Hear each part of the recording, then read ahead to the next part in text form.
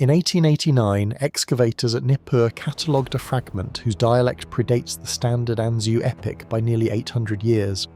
It was photographed once, filed, and never fully published. The two Assyriologists who examined it disagreed so sharply that neither finished their paper.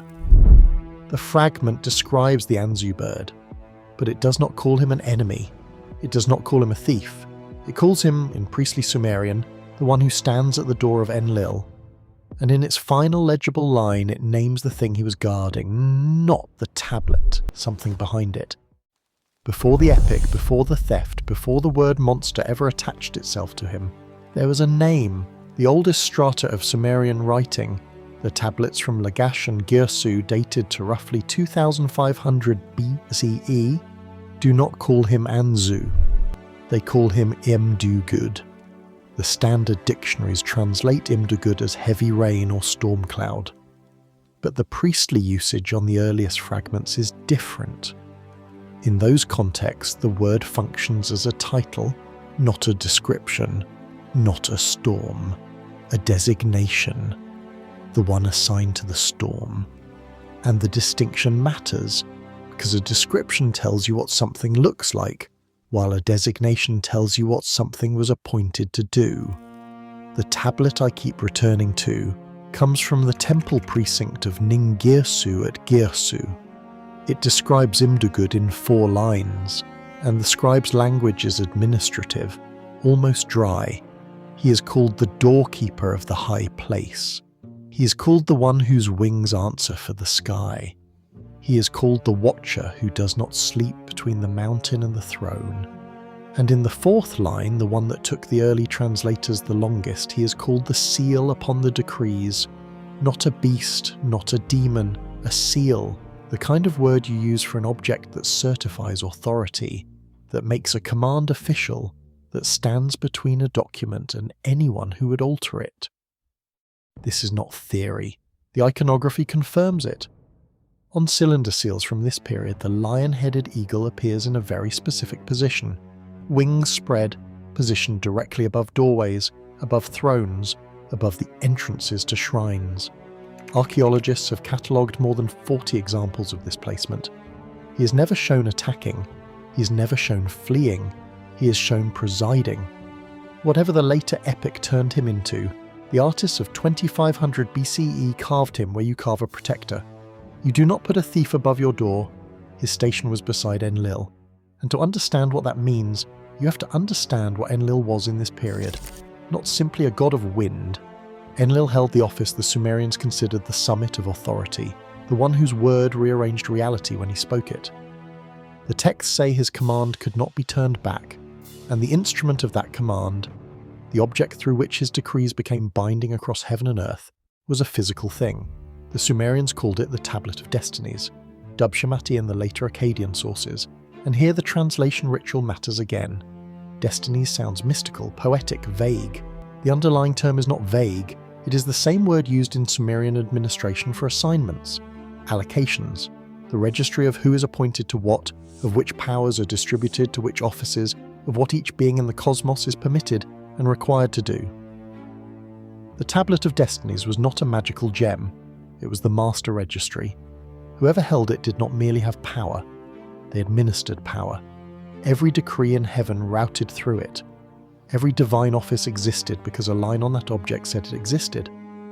The texts are explicit that the tablet had to be physically worn, physically carried, physically guarded, which tells you something the mythology books rarely emphasize. It could be taken. The gods knew it could be taken. The entire security architecture of heaven was built around that single vulnerability. And the being assigned to stand closest to it, the final line of defense between the registry and everything outside the chamber, was Imdugud. Enlil did not choose a soldier. He did not choose one of the great gods. He chose the storm bird, and the fragments suggest why. The wings that answer for the sky were not ornamental. The early hymns credit Imdugud with command over thunder, over the southern gales, over the flood winds that could erase a city in a night. The scribe from Girsu writes that when Imdugud spread his wings, the horizon closed. One creature, holding the weather of the world as a weapon, stationed at the one door in existence that could never be allowed to open wrong. It was, on paper, a perfect appointment, the most dangerous guardian, bound to the most dangerous object, in service of the most absolute authority. For a long stretch of the textual record, the arrangement holds. Offerings are recorded to Imdugud at Lagash. Kings invoke him in blessings. A ruler named Eannatum, around 2450 BCE, puts the lion-headed eagle on his victory monuments in the position of a divine guarantor. You place a guarantor on a treaty because both sides trust him. For centuries, apparently everyone did. Then the record shifts, and the part that has stayed with me since I first laid the fragments side by side is how quietly it happens. There is no announcement, no single text that declares him fallen. Instead, copies begin to change. A hymn from the Old Period describes Imdugud as the one who knows the decrees. A later copy of the same hymn, separated by perhaps 3 centuries, alters one sign. The one who knows becomes the one who watches. Watching is a smaller thing than knowing. A guard watches, only an administrator knows. Someone, somewhere in the Scribal chain, decided that the Stormbird's proximities to the registry needed to be remembered differently, as physical guarding only, not as access, not as comprehension. I had to sit with that revision for a long time before I understood why it unsettled me. Because it is retroactive. It edits not what Imdugud did, but what he was capable of understanding. And there is only one reason to make that kind of edit. It is the edit you make when the original statement has become dangerous. When it has become important to someone that the Guardian never be remembered as a reader. The fragments from this transitional period are sparse, and 2 of the key tablets are held in collections that have not permitted full publication, a detail I will come back to. But the direction of the change is consistent across every copy that survives. Step by step, sign by sign, the doorkeeper of the high place is demoted in memory. The seal upon the decrees becomes merely a bird at a door. The one who knows becomes the one who watches, and then, in the next textual generation, the one who watches becomes something else entirely, the one who waits. The scribes were preparing the ground, because the story that comes next only works if you believe the Guardian never understood what he was guarding. The oldest tablets say he understood it completely. The theft itself occupies fewer than 20 lines in the standard Akkadian epic, and the scene is stranger than any summary conveys. Enlil rises at dawn, he removes his garments, he steps into the pure waters to bathe, and he takes off the tablet of Destinies and sets it down on the throne. That detail is in every surviving copy. The most powerful object in existence, the master registry of all divine authority, placed on a chair, unattended, while its owner washes. Scholars have called the moment careless. But the older reading is different. It was not careless because it was not unattended. The doorkeeper was at the door. The seal upon the decrees was standing exactly where he had stood for centuries. Enlil set the tablet down in the presence of the one being whose entire office was to make the act safe. The system was not broken in that moment. The system was working exactly as designed, which is what makes what happened next so difficult to file away. The epic says Anzu had been watching.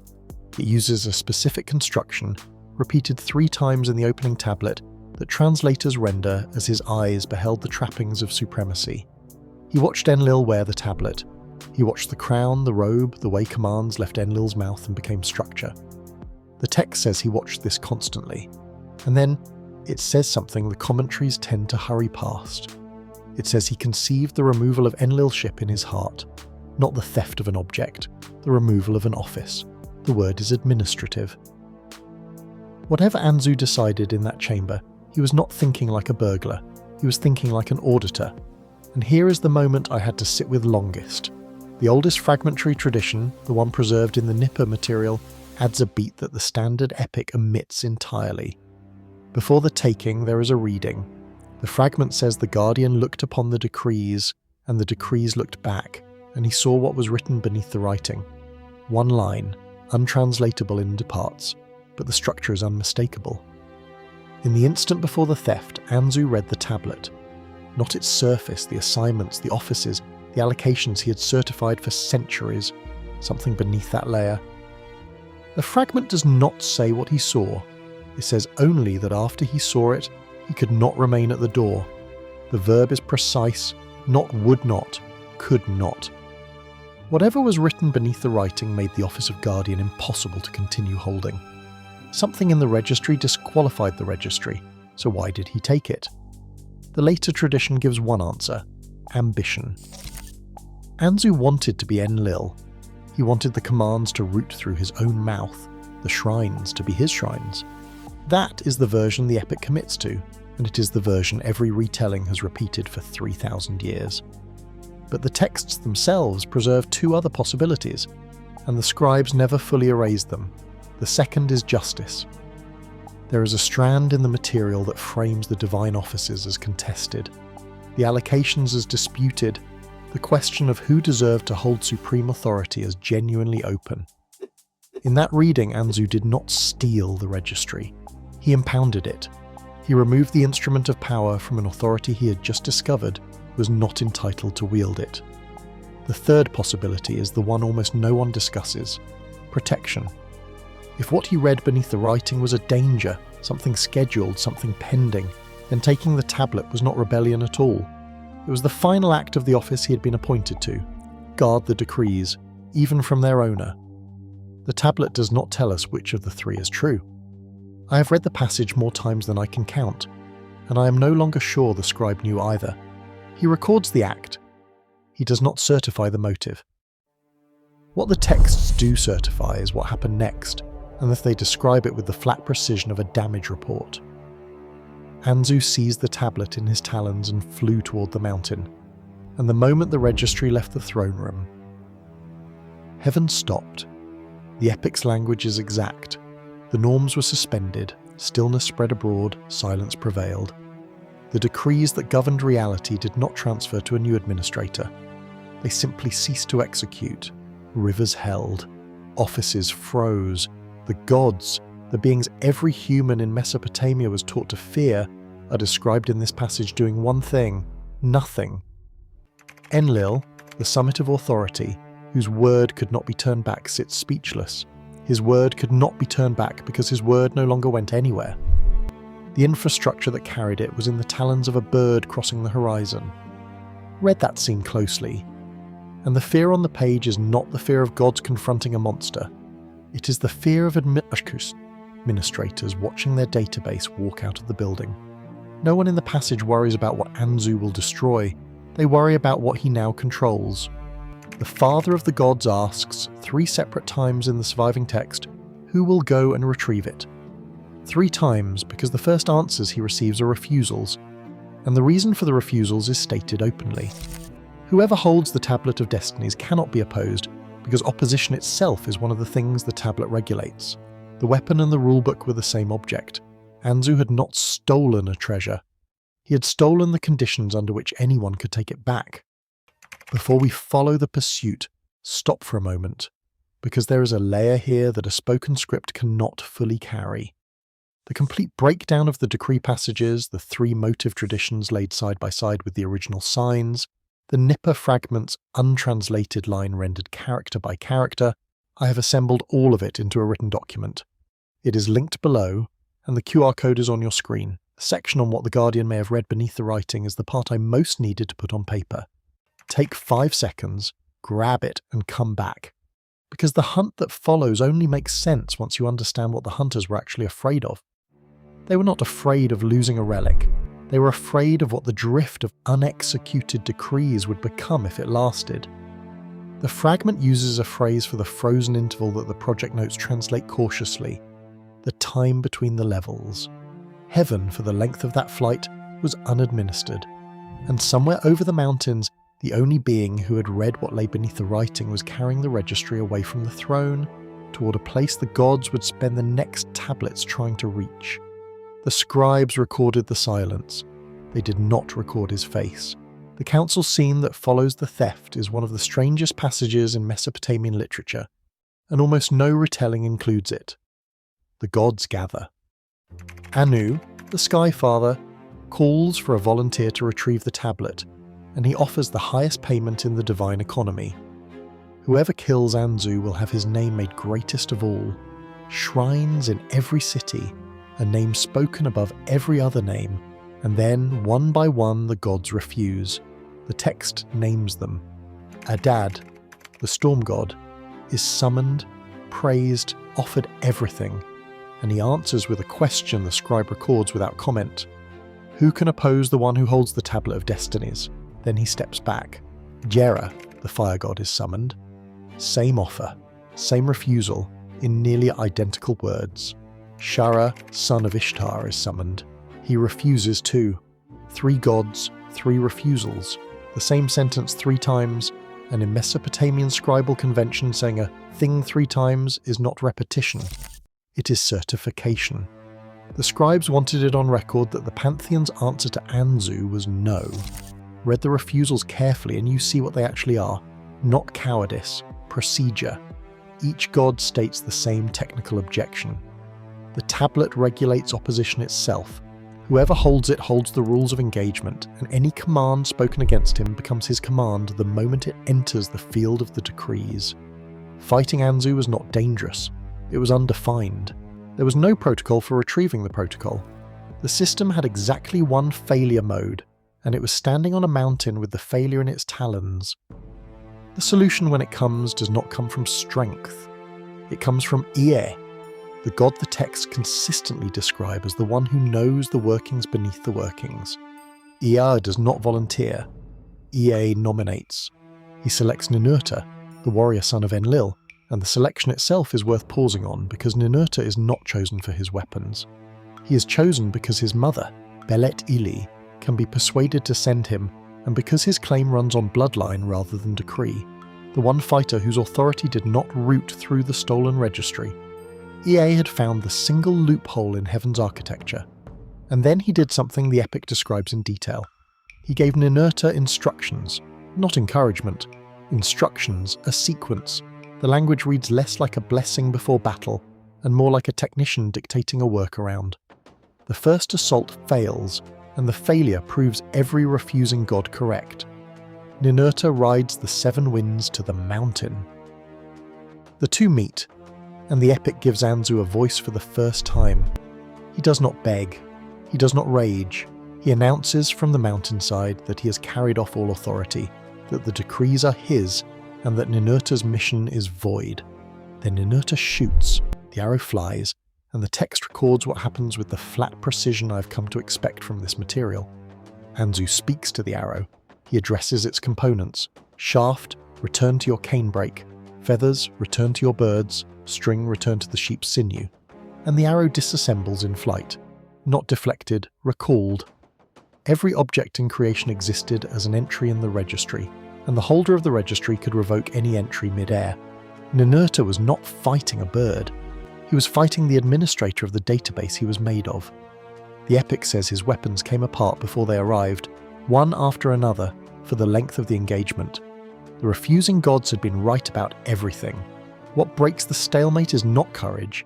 It is Ea's workaround relayed to Ninurta on the battlefield, and it is the coldest passage in the entire epic. Do not aim at the body, Ea says. Exhaust him. Drive the winds against his wings until he must spread them to their fullest. And in the moment the wings are fully extended, in the moment the guardian is doing the one thing he was made to do, commanding the sky, cut the wings at the root. The pinions will fall, and here is the exploit inside the exploit. Anzu's revocation power worked by naming components and sending them home. Ea instructs Ninurta to shout the phrase wing to wing as the feathers fall, so that when Anzu calls his own severed feathers back to himself, the arrow, fletched with feathers, is drawn in with them. The Guardian's recall command becomes the guidance system of the weapon that kills him. His last defense is converted, mid-flight, into targeting. The texts do not present this as glorious. They present it as clever. There is a difference, and the scribes knew it. The kill itself is recorded in 3 stages, and the sequence reads like a decommissioning report. First, the wings are severed, and the storm that had answered him, his whole existence, goes silent around the mountain. Second, the arrow passes through heart and lungs, the 2 organs Ea specified by name, breath, and blood. The systems that made him a living being rather than an office. Third, Ninurta cuts the throat, and the epic marks the moment with a line that has been translated many ways. The reading I keep returning to is the simplest. The one who knew was made not to speak. Then the wind carries Anzu's feathers down to the temples as a sign, and the gods, watching the feathers fall, know the registry is coming home. Stop here for a moment, because this stage of the story is the hinge of everything, and part of it cannot be carried in narration alone. The full breakdown of the battle sequence, the arrow revocation passages sign by sign, Ear's instructions laid out next to the exact phrases Ninurta shouts, and the 3 translation options for the final throat-cutting line, all of it is in the written document linked below. The QR code is on your screen. Take 5 seconds, grab it and come back, because the last part of this story, the rewrite, builds directly on what was lost in that third stitch. Because look at what the third stage actually was. The wings were the weapon, the heart and lungs were the life, but the throat was the testimony. Anzu was, by the oldest tradition, the only being in existence who had read what was written beneath the writing, the only witness to whatever the registry contained under its surface layer of offices and assignments. The tablet was recovered intact. The decrees resumed. Order, the texts say, was restored to heaven. But the sole reader of the deeper layer was dead on a mountainside, his voice cut as a specified step of the retrieval protocol. The gods did not just take back the tablet that day. They closed the file on the only one who could say what was in it. What happened to Anzu after his death is, in some ways, stranger than the death itself, because he did not vanish from the record. He was revised, and the revision can be tracked, copy by copy, across roughly 3 textual generations. In the first generation, the old Sumerian layer, he is Imdugud, the doorkeeper, the seal upon the decrees, carved above thresholds as a protector. In the second generation, the transitional copies, he is the one who watches, then the one who waits, his knowledge quietly deleted from the hymns. And in the third generation, the Akkadian epic that became the standard version, he is born already suspect, described from his first appearance as something the gods regard with unease, a creature whose origin no one can quite account for. The Guardian is not defeated in this version.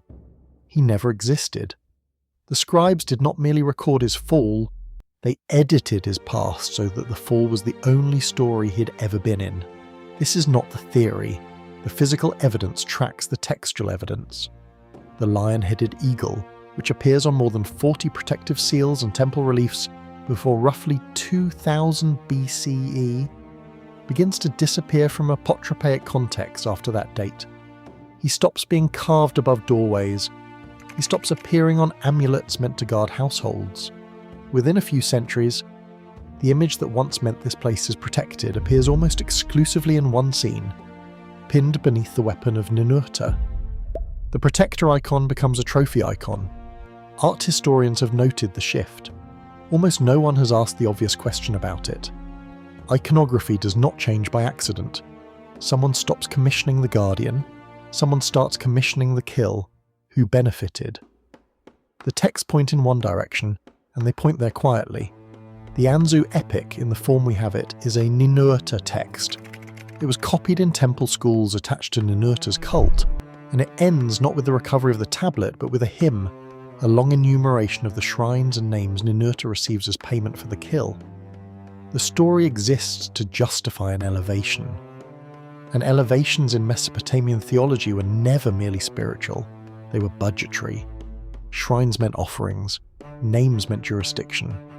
Somewhere in the transition between the old layer and the new, a priesthood needed its warrior god raised, and raising him required an enemy worthy of the raising. A dead guardian who could no longer speak was the perfect candidate. The scribe who copies the epic in Nineveh, more than 1,000 years later, is not recording history. He is recording the settlement. But there is a layer above even this, and the old fragments touch it only twice, both times with the caution I have learned to read as fear. The Tablet of Destinies did not originate with Enlil. The scattered references say it was held before him, that it changed hands in an earlier struggle the surviving literature barely describes. And one fragment calls its first holders the ones who wrote before the offices were opened. Not gods with temples, something prior.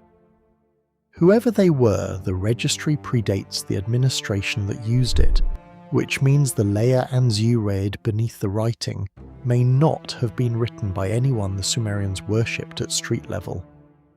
The priesthood seems to have known this. They did not put it in the hymns, they put it in one fragment in guarded phrasing, and the fragment is broken.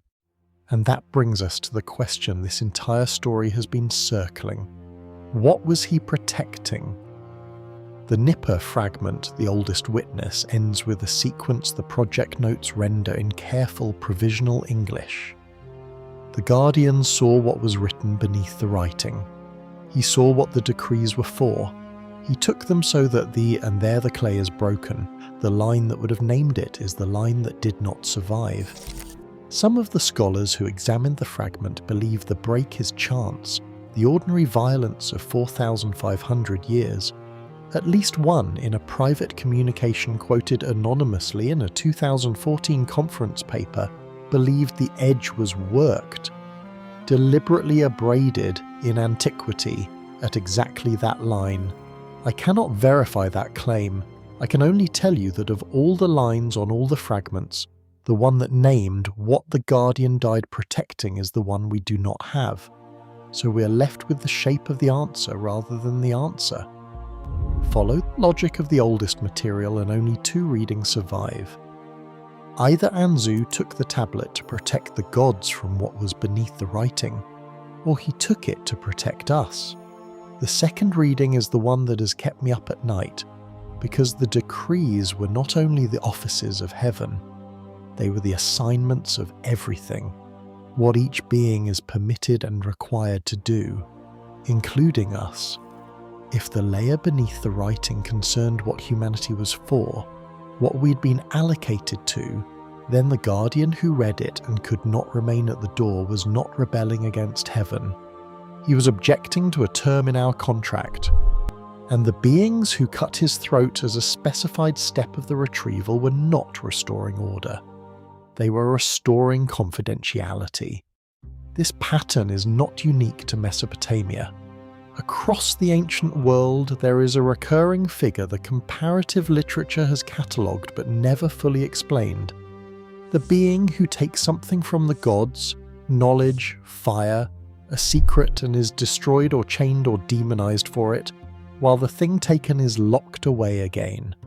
The Greeks had one, the Canaanites had one, later traditions had one whose name became a synonym for evil itself. In every case, the oldest layers describe a high servant of heaven. In every case, the later layers describe a monster. The rewrite Anzu underwent is not an anomaly. It is a template, and templates imply an author. The fragments are still where they have always been. The Nippur material sits in 3 collections on 2 continents, and the 2 tablets from the transitional period remain unpublished. Their holding institutions citing conservation backlogs, one of them for over 30 years. The broken edge has never been rescanned with modern imaging. No one has requested it, or someone has, and the request is part of the file we do not see. Look at the doorway of the room you're sitting in. For 500 years, the people of southern Iraq carved a guardian above thresholds like that one, because they believed something stood between them and what the decrees contained. Then the image vanished, the story flipped, and the protector was renamed a monster. The question the oldest tablets leave us is the one I cannot stop asking. What did he read? The clay does not say.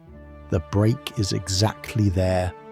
And history remembered the only being who ever objected to our contract as the enemy.